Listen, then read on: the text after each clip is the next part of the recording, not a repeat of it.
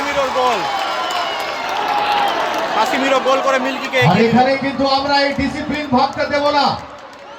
Team ওনারকে request করছি, milky team ওনার, আপনারা কিন্তু ডিসিপ্লিন ভাবছেন মাঠের ভেতরে, মাঠের বাইরে আপনারা যাও উল্লাস উচ্ছ্বাস করতে পারেন। খেলার শুরুতেই মাঠের ভেতরে এগিয়ে দিল কাসিমিরো গোল করে।